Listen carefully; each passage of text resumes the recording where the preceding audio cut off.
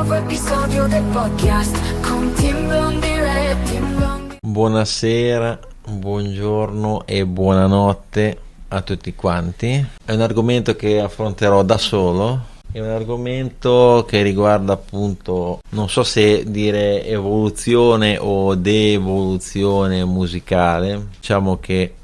io vengo da un'altra epoca, da qualche anno fa, quando andavo alle superiori c'era sempre l'aspirazione,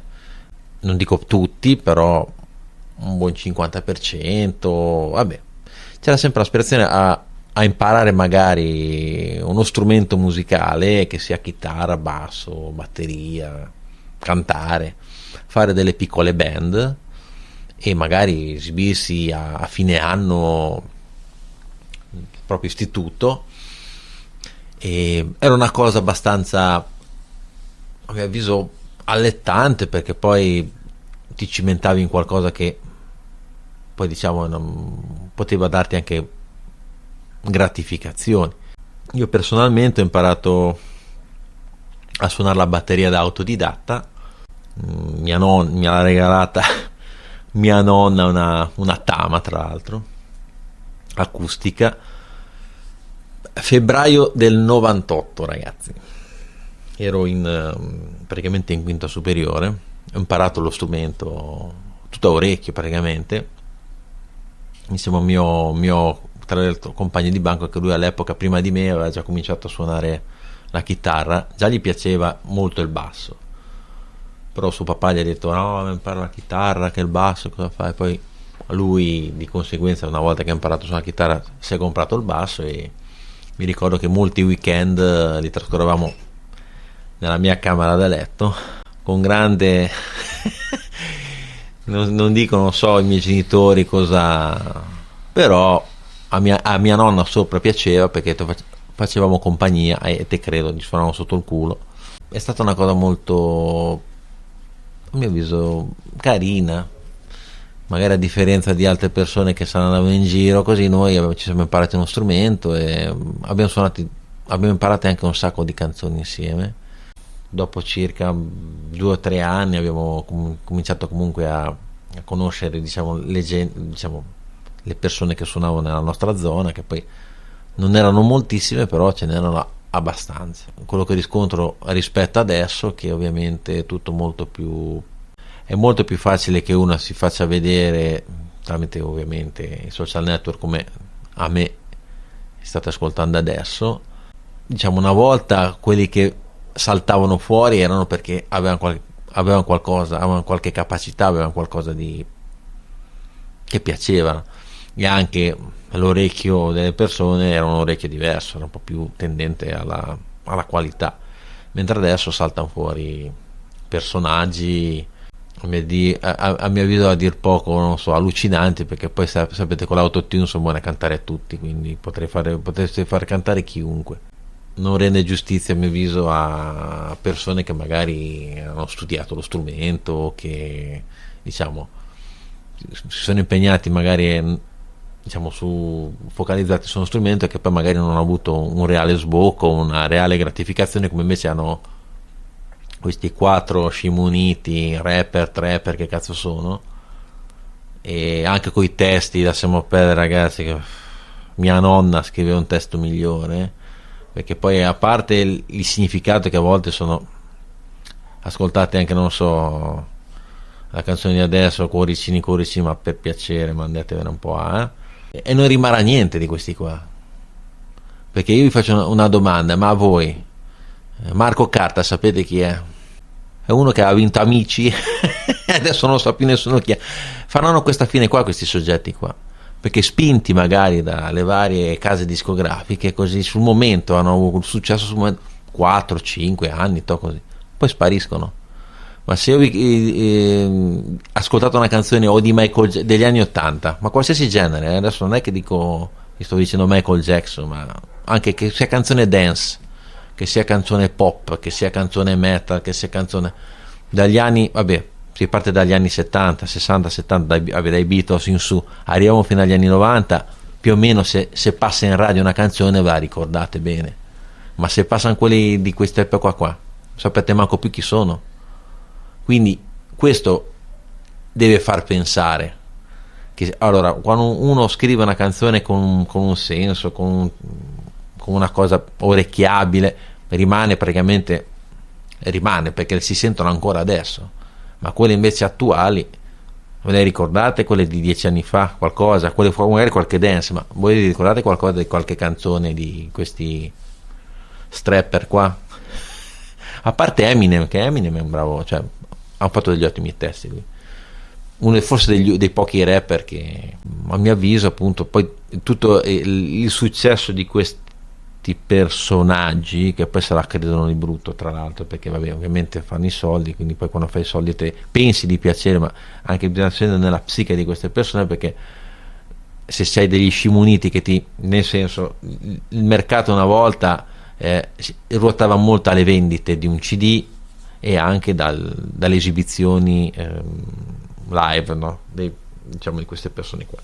E una volta, se non eri bravo, se non facevi tirature CD o di album, di singoli, la casa discografica ti diceva: sai cosa, te ne vai a fanculo. Ma ci sono stato un sacco di band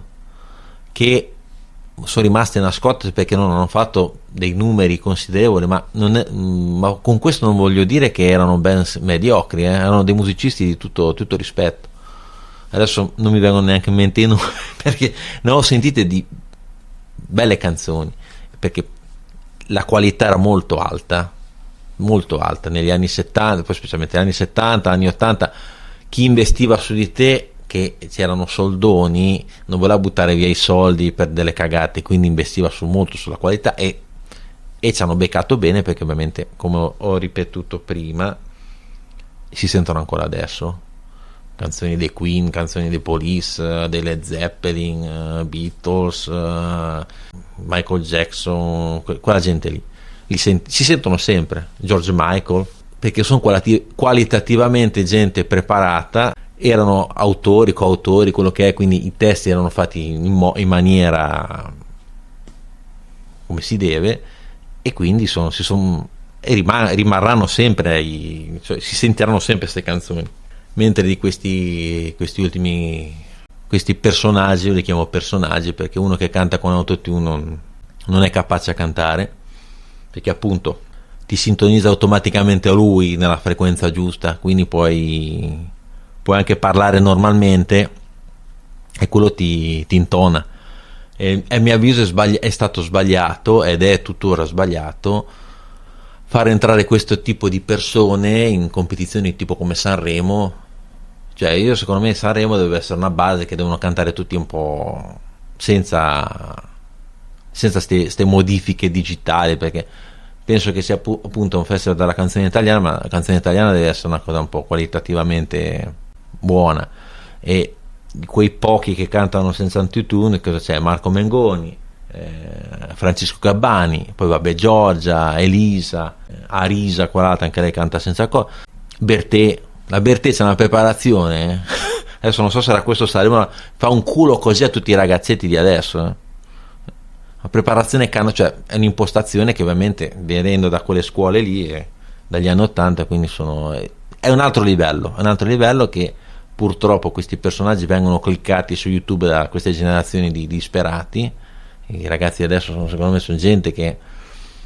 magari è colpa loro relativamente, però è gente, non lo so, che o hanno tutto in mano, hanno il mondo in mano col cellulare, e pensano, non so, cliccando 1000 volte, cioè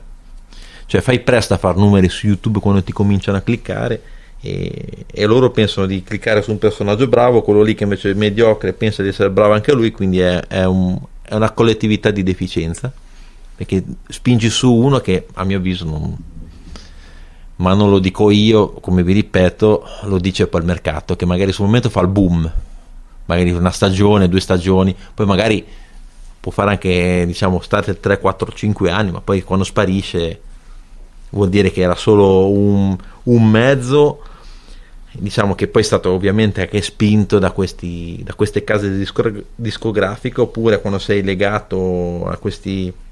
X Factor o amici, quello che è, sei poi obbligato a fare quello che ti dicono loro praticamente, quindi finché finché c'è possibilità di sfruttarti ti sfruttano, poi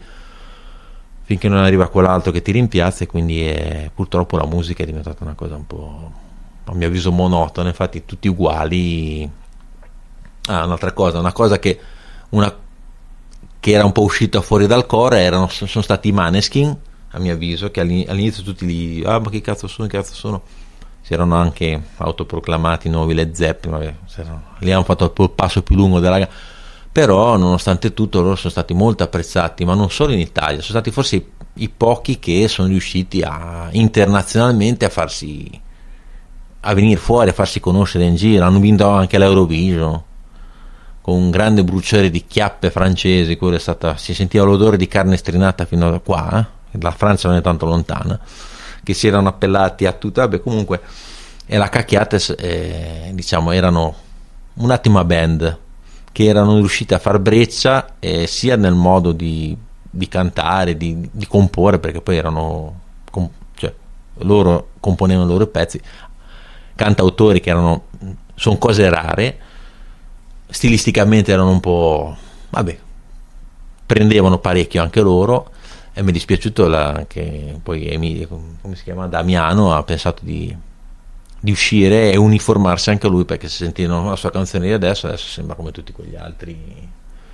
A me è dispiaciuto un po', a me non era il mio genere, però mi faceva piacere che due cazzo rappresentano l'Italia finalmente, una band che rappresenta nel mondo l'Italia, poi ragazzi giovani, cazzo, c'è una carriera davanti allucinante.